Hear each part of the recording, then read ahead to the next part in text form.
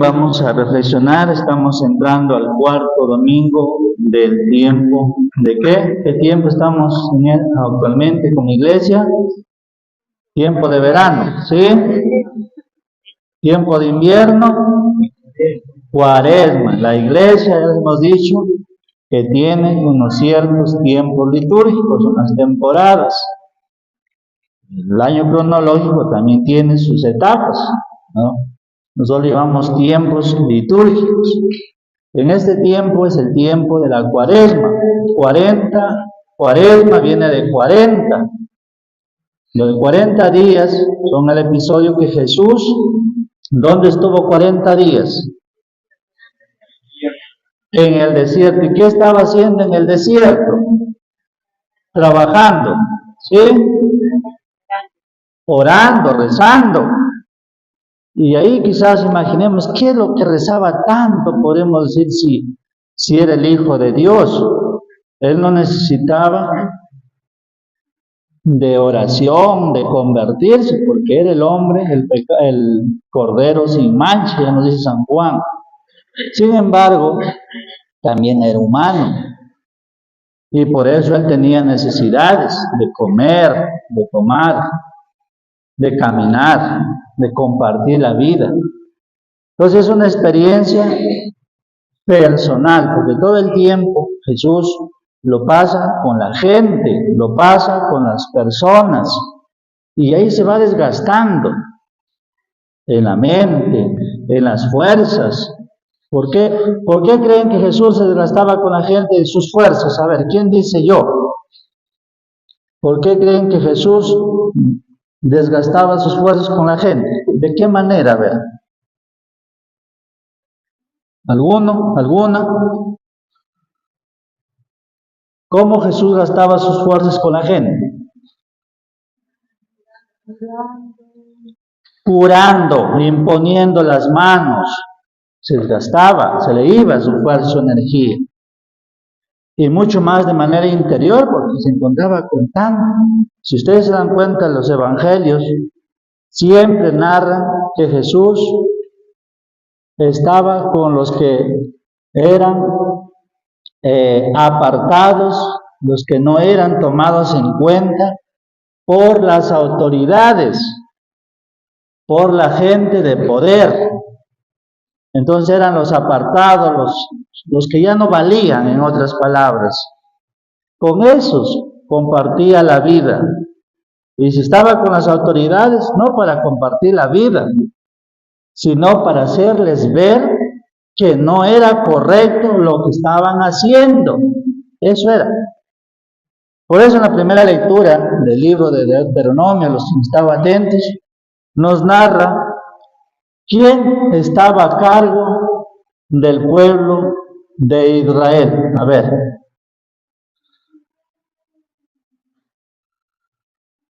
¿Quién estaba comandándolo, liderándolo allí?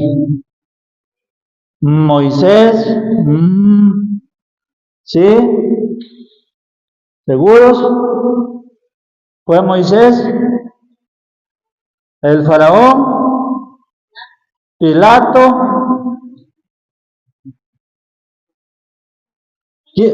¿Jesús?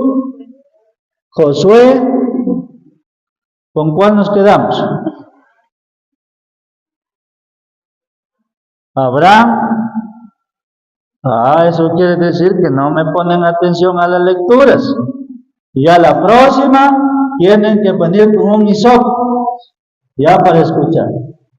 Que Moisés era el que conducía al pueblo, y luego ya lo deja a Josué, que era su sobrino, que dirige al pueblo.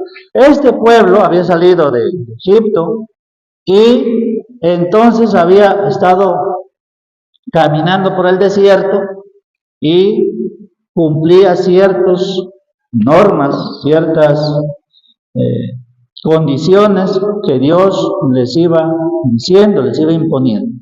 Hasta que llegan, dice, a un pueblito. ¿Se acuerdan el pueblo? Tamborapa pueblo será. Canaán. ¿Sí? No lo van a saber, yo les voy a ayudar. Llega a un pueblito llamado Gilgal. Y ahí acamparan, ahí viven, porque el pueblo de Israel era como una tribu, que era errante caminante, iba avanzando cada cierto, porque ¿a dónde iba este pueblo de Israel? A ver, una vez que salió de Egipto, a la tierra prometida. ¿Y cuál era la tierra prometida? Jerusalén, sí, parte de la tierra prometida. Canaán es como decir todo este valle de Tamborapa, desde Choruyaco vamos a ponerlo hasta Granadillas. Entonces, ¿hay un solo pueblo aquí en este trayecto? No, hay muchos pueblos, y entre esos pueblos estaba Gilgal, como si vamos a poner aquí Tamborapa, porque era grande. Ahí acampara el pueblo de Israel. ¿Qué pasó en este pueblo de Israel, ahí en este pueblito? Antes comían, dice, ¿qué comían lo que bajaba del cielo? ¿Cómo se llamaba? Maná. Y con las perdices, que era la carne que Dios había dispuesto. Cuando llegan aquí, les dice, Dios ya no manda el maná. Entonces, ya Gilgal es parte de la tierra prometida ya, entonces ya empiezan a comer lo que la zona produce, lo que la comunidad había sembrado. Entonces, en resumen, Dios se va manifestando y nos va marcando etapas, momentos, acontecimientos. Si antes esperábamos que Dios, el pueblo de Israel esperaba todo lo que venía del cielo, como el maná, se levantaban por la mañana, iban a coger y tenían para todo el día. Ahora ya no. Ya Dios les ha quitado esa potestad y tienen que trabajar, tienen que cuidar, tienen que cultivar la tierra para que produzca. Es decir, ya no es solamente estar acomodados, sino hay que esforzarnos nosotros. ¿Para qué? Para cuidar, para valorar, para poder sostenernos, alimentarnos. Estaba dando el pueblo de Israel. Y eso quizás ya si lo adaptamos a un criterio muy pastoral, es eso. Nosotros cuántas veces queremos, o nos gustaría, nos gusta, que todo lo haga Dios. Y aquí quizás es poco ponerse a pensar. Miren, nosotros queremos que Dios nos cure, pero no hacemos nada por curarnos. Aquí los más viejitos me disculpan, pero es una realidad. Yo digo que Diosito me cure y vengo y le rezo una oración, como que Dios ya tiene que estar obligado a darme la salud o los remedios, lo que sea. No nos preocupamos, y si lo tenemos, no valoramos. Ayer creo que me decían alguien por ahí, dicen, viene el programa Pensión 65 y todos compran esos cebos de culebra, pomadas, tónicos, después dan que les duele la panza, que les duele las rodillas, sin ninguna sustentación quizás científica de receta. Porque ¿cómo sabemos que esas personas que nos venden esos remedios son exactamente curativos? Entonces es ponerse a pensar. Y a veces porque nos dice el otro, porque dice, a mí me dice, bueno, puede que coincida, ¿no? Pero no necesariamente. Y entonces lo que nos pide Dios es un esfuerzo. Y nuestra vida espiritual es lo mismo. No podemos dejar que Dios haga todo el trabajo y nosotros, gracias, queremos salvarnos, pero no hacemos nada por cambiar. Seguimos a veces siendo los mismos o las mismas personas en nuestras actitudes, en nuestros comportamientos. Aunque estemos viejos o viejas con arrugas, seguimos a veces actuando mal, seguimos comportándonos mal, seguimos culpando a Dios por mi desgracia, por mi situación que vivo. Entonces siempre queremos que haga todo Dios. ¿Por qué? Porque tenemos un Dios, ¿qué pasó? Un Dios que no queremos que ese Dios se manifieste en el sacrificio. Al final voy a en resumen, ¿qué significa ese Dios para mí? Y en la segunda lectura de Pablo a los Corintios, creo que es que hemos escuchado, es esa invitación que hace San Pablo en su carta y nos va diciendo: hermanos, si alguno está en Cristo, es una criatura nueva.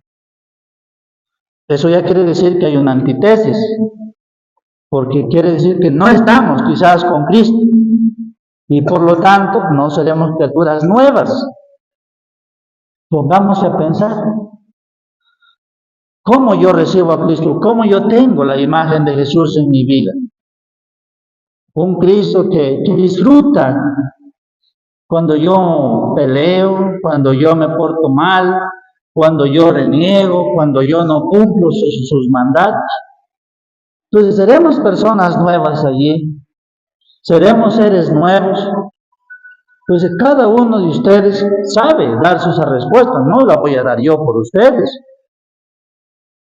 Ustedes tienen que dar. Queremos ser nuevos, renovados, pero no cambiamos. Seguimos siendo los mismos.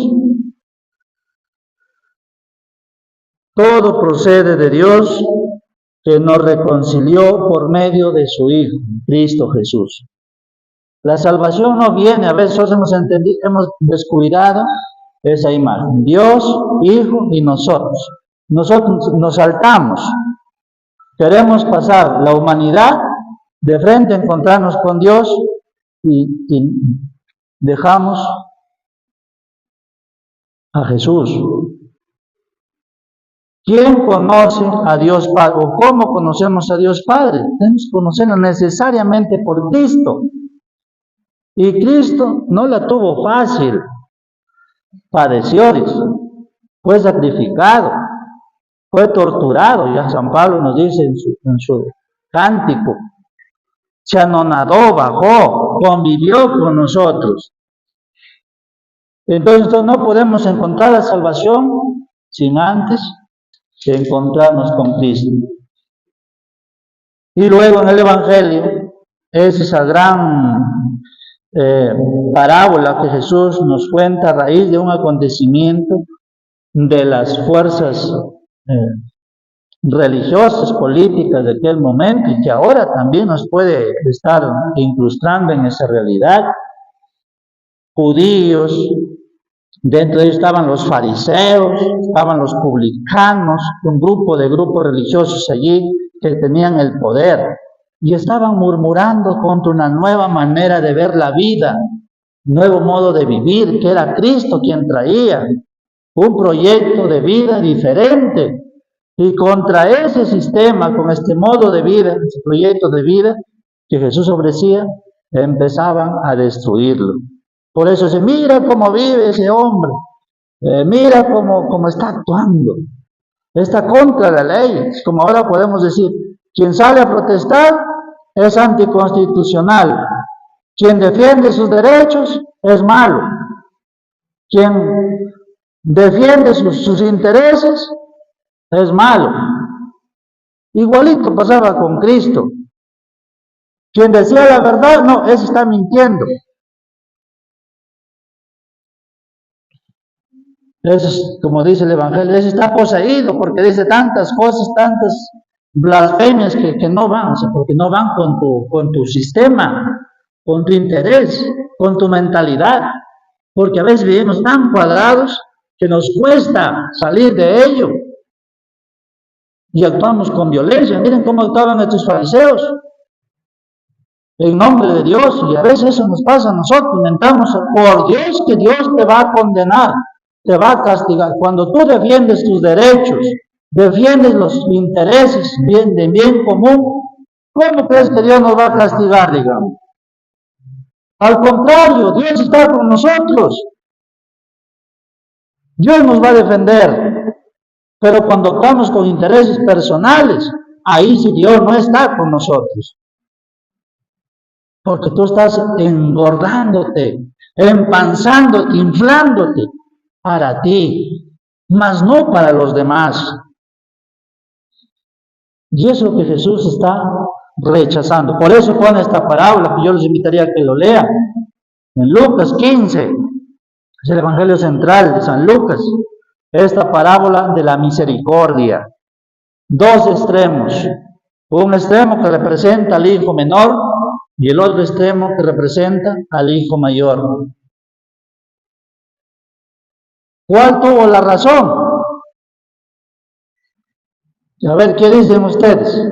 ¿Cuál de los dos tuvo la razón? Carmen dice el menor. Aquí dicen el mayor. Por acá, ¿cuál actuó? ¿Cuál se portó de la mejor manera? De los hijos, ¿cuál de los dos? El mayor se portó muy bien, porque no salió de casa, fue respetuoso, pero yo le diría que no. Y pues Dios es como nuestro Padre. Entonces esta imagen es la imagen de Dios, el Padre es Dios, los hijos somos nosotros, buenos, y también que nos falta superar. El hijo menor ya está de más repetirlo, pero rescatar. Fue un hombre que pidió, como entonces, yo quiero, Señor, salvarme. Si yo le pregunto a Bernardo, ¿tú quieres condenarte? No, Bernardo no quiere condenarse. Es como, Señor, yo quiero la herencia. ¿Y cuál será la herencia, Antonia? El cielo. El cielo, la gloria, la salvación. Y esto es lo que hicieron estos hijos. Pidieron la herencia, la salvación, ser parte de esa alegría. Este Padre les concedió, les dio cada uno lo que le correspondía. Y aquí podemos decir nosotros, Dios nos va a dar a cada uno según nuestros talentos, según nuestras capacidades, según nuestras actitudes. Yo les apuesto, hermanos, que si una persona es machista, aquí hablando de los hombres, te portas mal, Dios te va a dar harto o poquito. Poco nos va a dar. Si tú eres mal, gente de mal vivir en tu barrio, en tu pueblo, Dios te va a dar poco, aunque lo invoques, aunque tú lo estás reconociendo mucho más. Y entonces este menor juntó, dice, y se fue. Eso es lo que pasa a nosotros. Yo conseguí un bien, entonces me toca ahora disfrutar. No nos proyectamos, no nos interesa lo que viene después. Actuamos de inmediato. Y se fue y malgastó. Pero lo bueno es que se dio cuenta una vez que había caído, una vez que se había ensuciado, una vez que se había dado cuenta que ante la sociedad él era un nada, que nadie lo valoraba, a pesar que había sido heredero de este hombre que tenía sus bienes, no era nada. Incluso se lo compara con el chancho, con los puercos. Un chancho es lo peor, ¿no? Entonces se compara y dice, no, Señor, yo vuelvo mejor a mi casa, tal vez, no dice, Señor, yo voy a la casa y necesito poder, no, se reconoce pecador, se reconoce que ha fallado, que ha metido la pata. Y entonces yo no merezco, dice, esa dignidad de hijo. Voy a decir que me traten uno más. Y eso también a nosotros, aplicando nuestra parte de nuestra vida. Porque eres de la iglesia, no estás en toda la obligación de exigirle a Dios que te dé cuanto quieres. Si le has fallado, es ir levantándote poco a poco, reconociendo, porque te está cambiando de vida. Pero aquí, hermanos, viene, por una parte, como el hijo menor, esa flaqueza en nuestra vida espiritual. Entonces no podemos venirle a Dios que ya de frente nos faculte. Estamos débiles. Tenemos que engordar nuestra vida espiritual, nuestro modo de vivir, teniendo como presente a Jesús. No podemos nosotros venir y facultarnos como que estamos fortalecidos. Nos falta. Y eso a veces pasa en nuestra vida. Y luego el hijo mayor, cuando llega este hijo menor, este padre lo estaba esperando y le devuelve la dignidad. No es el hijo quien exige, Es el Padre quien le concede. Por eso les digo, hermanos, ustedes no pueden exigirle a Dios, yo quiero esto, y si no hago esto, lo que pasa, yo me voy, soy de promesa, y hago esto, gasto esto, compro esto, y Jesús tiene que de inmediato, como los tragamonedas, chorrear, ¿no? Caer de inmediato la respuesta. No. Es Jesús, o en este caso nuestro Dios Padre, es el que nos tiene que recibir. O sea, nosotros no podemos facultarnos de ello. Lo recibe y prepara la gran fiesta. O sea, Dios no te está rechazando, pero sí te está haciendo ver que tienes que cambiar. Y luego en el hijo menor, en el hijo mayor, es esa actitud prepotente, mandona, ¿no? Que impone. Eso pasa en nosotros. Yo estoy bien, ya no necesito de Dios. Yo estoy bien, ya. Yo consigo, conseguí, tengo esto, es mi esfuerzo, es mi dedicación. Y a veces pasa. Y eso, hermanos, los que están aquí o los que están fuera, lo tenemos muy presente en nuestra vida y empezamos a decir, como esos que se van a la iglesia, como esos que van a estar rezando ahí, mira, o como esos que están en la calle. Yo no. El egoísmo entra en nuestra vida, el ego. Como el fariseo y el publicano. Yo no soy como esos. Aquí lo dice, ese hijo tuyo, no dice mi hermano. Y eso es nuestra vida, nuestro pan de cada día. Esos que viven peleando, esos que no vienen, esos que andan con esto. Es tu hermano, es tu hermana. Yo no puedo estar en contra de mi hermano si está peleando con otro. Tengo que hacerlos ver. Yo tengo que ser como ese padre que los trata de juntar. Hijo, ¿qué le dice el padre? Hijo, todo lo que tienes aquí te pertenece. Pero Señor, yo mira tanto esfuerzo y a veces eso nos pasa, ¿no? Si tanto colaboro, tanto trabajo y Dios me sigue maltratándome, tú no estás en la obligación de exigirle a nuestro Dios, como este hijo menor. Y aquí viene la prepotencia, ¿no? En cambio, el hijo menor, una vida mística, reconoció el valor de nuestro padre o de su padre. En cambio, este hijo mayor tiene una vida ascética, formal, aparentemente prudente, y eso a veces pasa, ¿entiendes? La apariencia es muy común para que no me estén mirando los demás, para que no digan que yo vivo mal, eso pasen ustedes. No vamos a aparentar, es ser cínico, hipocresía, hay que actuar como Dios quiere. Dios no avala la hipocresía, quiere la realidad. Y entonces termina el Evangelio, todos en el festín, la fiesta, la alegría. No se queda en el maltrato, no queda en la división, porque para Dios todos y todas tenemos una importancia, aunque seas pecador, pero Él tiene la esperanza que tú vas a retornar, te vas a dar cuenta.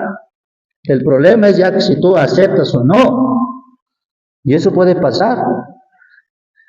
Entonces a veces decimos, ay Señor, es que Dios ya no me toma en cuenta porque yo soy así, yo soy así, yo soy así, yo soy así. Entonces Dios ya no. Tú lo estás mirando a ese Dios con un criterio puramente racional, humano. No lo estás viendo con un criterio puramente divino, sobre todo poderoso. Porque sobre todo trasciende nuestras capacidades, nuestras mentalidades. Es un Dios total, como este Padre, que supo dar acompañamiento a todos. Y eso termino. Ustedes, hermanos, hermanas, tenemos que valorar a nuestro Dios, no como un Dios a nuestra manera, a nuestra medida. Un Dios muy piadoso. A veces pasa, todo el tiempo le prendo aquí, lo están velando, les felicito. Pero no nos quedemos solamente ahí. Y eso pasa en ustedes y en todos nosotros. Un Dios solamente de piedad. Yo voy, le prendo mis velitas, le rezo un rato, le regalo por ahí. Eso es todo, esa es mi obligación, nada más. O un Dios de poder. Yo impongo y tiene que cumplirse. Y en nombre de Dios. Tampoco es un Dios autoritario. Un Dios que maltrata, que humilla a sus hijos. Sino es un Dios que acoge, que no divide. Nosotros como humanos sí. Y eso sí, como las autoridades que tenemos a veces, ¿cómo dividen? Y nos consideramos padres de nuestros pueblos. Entonces miren qué dicen, nuestros padres de la patria, nuestros padres de nuestro distrito, nuestros padres de nuestro pueblo. Así dividiendo, así separando. O es como este Dios hecho en este Padre, en esta parábola, que acoge, lo hace ver, lo hace descubrir. Y no es fanatismos. Todos como humanos actuamos con fanatismos. Un buen cristiano tiene que discernir esta parábola. Un Dios que todo el tiempo te abandonó. No, tampoco. Tú siempre a veces sigues maltratándote. Es que Dios no me quiere. Es que Dios no me acepta. ¿Qué pasa? En este tiempo de Cuaresma, hermanos, es eso. Acercarnos. Porque no existe ese Dios que te maltrata. Al contrario, es un Dios que te acoge. Pero aquí viene la condición. Quiere que tú cambies de vida.